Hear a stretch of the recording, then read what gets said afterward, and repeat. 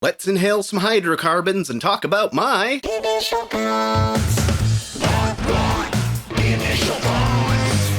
Not-Morn. Initial thoughts.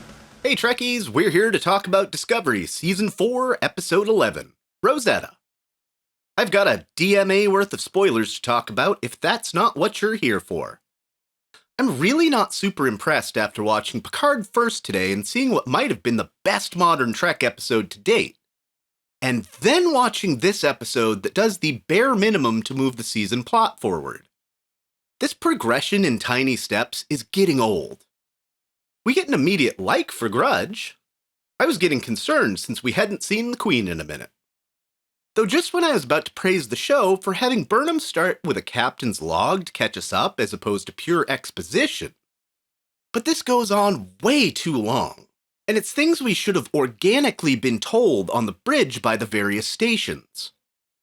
Gotta give this the first of many dislikes here. I've got another dislike for the first scene after exposition, being every major leader trying to talk Burnham out of taking the two highest ranking officers on the ship on this mission. Why would I give this scene a dislike? Because it's basically half the plot that had no payoff, at least yet. We're constantly being foreshadowed that someone's going to die in this episode, with the most likely character being Detmer, and no one dies. That should be a good thing, but when it's brought up more than 5 separate times, and there's no body at the end of the episode, that's really bad setup in writing. After Burnham and away team beam down to the home of Species 10C, we get to see the AR wall effects, and as a whole, they are again underwhelming. As the episode goes on, the effects get a bit better, but it constantly feels like random CGI assets someone had laying around. And I have another dislike for this. For such an expensive, overhyped technology, the only good use of it so far this season was the under-the-sea council chamber on Kaminar. I've got a like for finally getting Detmer some character development, something useful to do, and backstory. Even if we didn't get her head on a spike that was alluded to.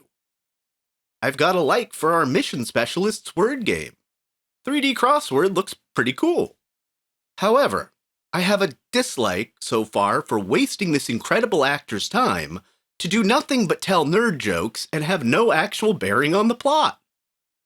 Though the scene between him and Relic was nice. I've got a big like for the appearance of Jet Reno. She gives Adira some on-the-nose advice and gets herself kidnapped at the end. I really didn't see this coming. She couldn't just tap her comm badge and call security when Tarka was on the floor under a console? There was a giant leap between that scene and her being on Book's ship in the end. Back in the main, barely moving plot, the thing they truly find out is that 10C might be some kind of hydrocarbon-based life. And for fun, they get high on some of the species' dead children, and go full-on emotional exploration in the middle of a delicate away mission. It's not enough for a dislike, but man, this whole thing is strange. I say might be 10C because this is just one planet they have access to in this system, while the rest is just behind some kind of hyperfield they don't currently have access to. I've got 2 more likes for love and friendship. For the second week in a row, we see Not-Morn at the bar, where it seems Adira may have a crush on Detmer, or just an intense admiration, and the two get friendly in the end. The other like is for Saru and Tarina moving their romance forward. It may be the cutest courtship in the history of Trek. All this is well and good, but we have yet another major part of the story to talk about. When Tarka tells you that what he's doing is for everyone's good, you should probably do the exact opposite.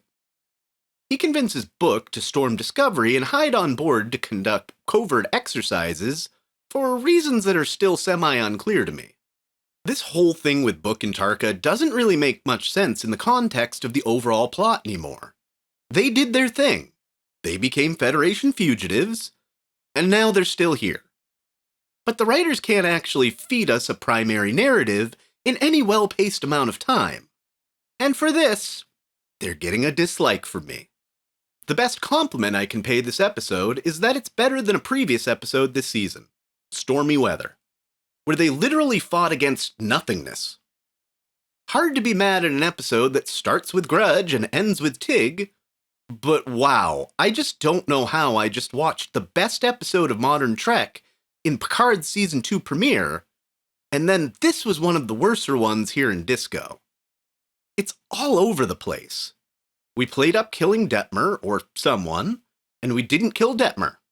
For the love of the giant koala, Disco writers, don't kill Detmer. Please? That's all I have for you regarding Disco today.